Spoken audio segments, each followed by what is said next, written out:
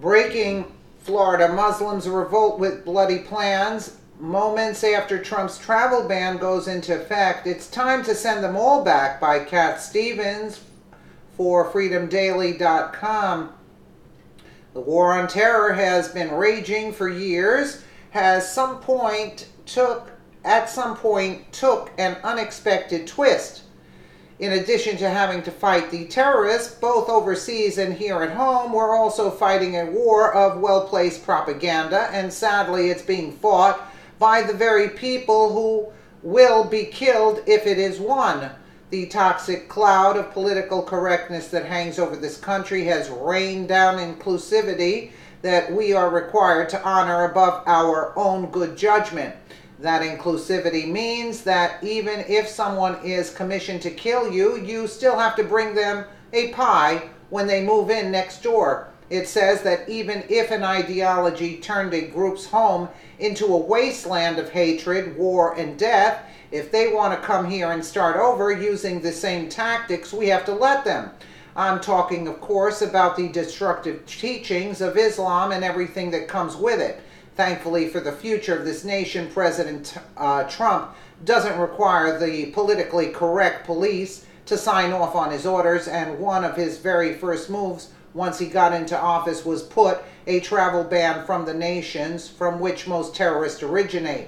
That ban has been halted by activist judges and had every single roadblock possible thrown in its way, but finally the president's orders are being followed.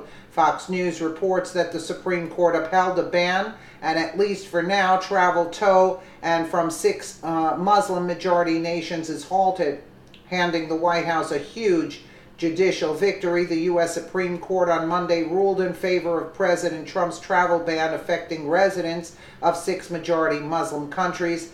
The justices said the policy can take full effect despite multiple legal challenges against it that haven't yet made their way through the legal system.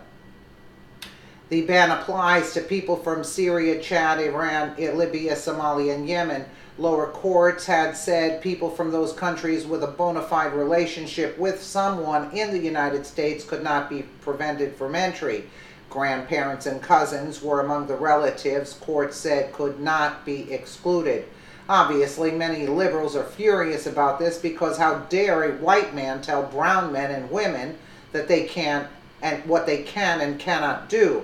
It's just not right in the eyes of the social justice warriors. However, when the white man is the leader of the United States Armed Forces and tasked with keeping America safe, and those brown men and women have proven that they will die trying to take out as many Americans as possible, it's a justifiable response. You think? The question on everyone's mind seems to be, but don't you know that you might keep out good people? Yes, that's a probability. There's a chance that there are non-Muslims who would have come to the United States from one of those 6 countries. However, the combined percentage of non-Muslims in those countries is less than 15%, including every other religion and non-religion affiliation. There's also a chance that we could be letting in Muslims who are what you might refer to as non-radical. Well, that's how we refer to them. Muslims refer to them as not devout and probably headed for hell, because if they don't do what they're told to do, which is killing us, they're promised harsh punishment. Those odds should not be acceptable to anyone who knows how numbers work. What's especially troubling is the way those who've already migrated to the United States are activists for the causes of their homeland. Pamela Geller reports that the Muslim population in Florida is getting completely out of hand with their protests and vile threats towards anyone who dares stand up to them. The next terror hotspot may very well be right here in the United States of America, in Florida, as a matter of fact. Why? Take a look at this. From the Freedom Outpost, a story of how some are speaking pretty radically against the president, against America, and against a backdrop of an ISIS flag.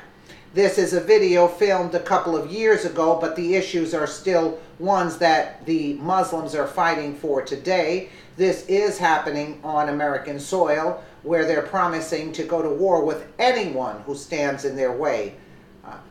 I can't play this. With that video in mind, take a look at these two comments made by the White House and the ACLU, longtime supporters of the Muslim community. White House Deputy Press Secretary Hogan Gidley called the ban lawful and essential to protecting our homeland. President Trump's anti-Muslim prejudice is no secret. He has repeatedly confirmed it, including just last week on Twitter. Omar Jadwat, director of the ACLU's Immigrants' Rights Project, said in a statement, "It's unfortunate that the full ban can move forward for now, but this order does not address the merits of our claims. We continue to stand for freedom and equality, and for those who are unfairly being separated from their loved ones. We will be arguing Friday in the Fourth Circuit that the ban should ultimately be struck down." Well, I got a plan. They shouldn't be unfairly. What is that he says? They shouldn't be separated? I have a very good idea. Let's ship them back to their loved ones so they can be with them. You're right, the president does have an anti-Muslim prejudice, and it's part of why we elected him. His bias has to do with the fact that the religion itself anyone not ready to convert to Islam. So unless you want to start following Sharia law, you should have an anti-Muslim bias as well. Common sense dictates it.